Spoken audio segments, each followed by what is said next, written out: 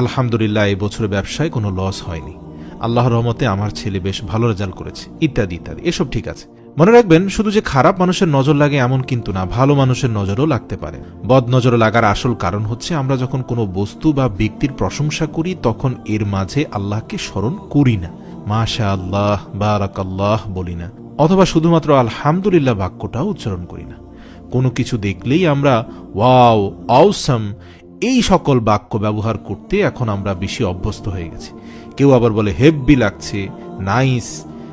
এই সকল বাক্য ব্যবহার করাতে কোনো অন্যায় নেই, কিন্তু আলহামদুলিল্লাহ, সুবহানাল্লাহ, মাশাআল্লাহ এই শব্দগুলোতে যতটা মানসিক প্রশান্তি আছে, ওয়াও আর নাইসের মধ্যে তো সেটা নেই। আল্লাহর এক ওলি বলেন, যখন তুমি তোমার বাগানে প্রবেশ করবে তখন মাশাআল্লাহ, লা হাওলা ওয়ালা কুওয়াতা ইল্লা বিল্লাহ বলবে, আর সব সময় আল্লাহর কাছে বদনজরের হাত থেকে আশ্রয় চাইবে। আপনি অন্যের প্রশংসা করতে গিয়ে কথার মাঝে মাঝে জিকির করুন, যেমন এমন করে বলুন, মাশাআল্লাহ আপনার রান্না অনেক সুস্বাদু। বলতে পারেন, আলহামদুলিল্লাহ আপনার বাগানের ফল খেয়ে আমরা অনেক তৃপ্তি অনুভব করেছি। এই সকল বাক্য যখন বলতে থাকবেন, আল্লাহর নাম নেবেন, ইনশাআল্লাহ হিংসা দূর হয়ে যাবে। সর্বোপরি আল্লাহর কাছে দোয়া করুন। রাসূল সাল্লাল্লাহু আলাইহি সাল্লাম বলেছেন, তোমরা বদনজর থেকে আল্লাহর কাছে পানা চাও, কেননা বদনজর সত্য। বদনজর থেকে বাঁচার একটা দোয়া হচ্ছে, রাসূল সাল্লাল্লাহু আলাইহি সাল্লাম এটা পড়ে হাসান এবং হুসাইন রাদিয়াল্লাহু তাআলা আনহুকে ফু দিতেন।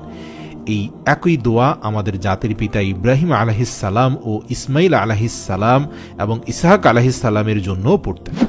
দোয়াটি হচ্ছে, আউযু বিকালিমাতিল্লাহিত তাম্মাতি মিন কুল্লি শাইতানিন ওয়া হাম্মাতিন ওয়া মিন কুল্লি আইনিন লাম্মাহ।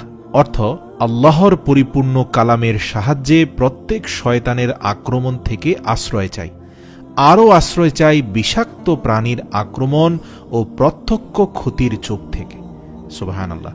যদি দোয়াটি মুখস্থ করা আপনার জন্য কঠিন মনে হয়, বাংলাতে শুধুমাত্র আল্লাহর কাছে এভাবে প্রার্থনা করেও দোয়া করতে পারেন, হে আল্লাহ, সকল প্রকার বদনজরের হাত থেকে আপনার নিকট আশ্রয় চাই, আশ্রয় চাই শয়তানের প্ররোচনা ও বদনজরের হাত থেকে।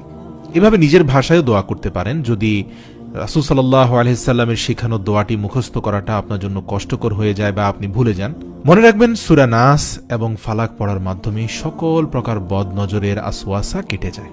সকাল সন্ধ্যা সূরা নাস এবং ফালাক পড়ে এবং এই দোয়া পড়ে বাচ্চাদের ফু দিবেন, ইনশাআল্লাহ সকল প্রকার বদনজর কেটে যাবে।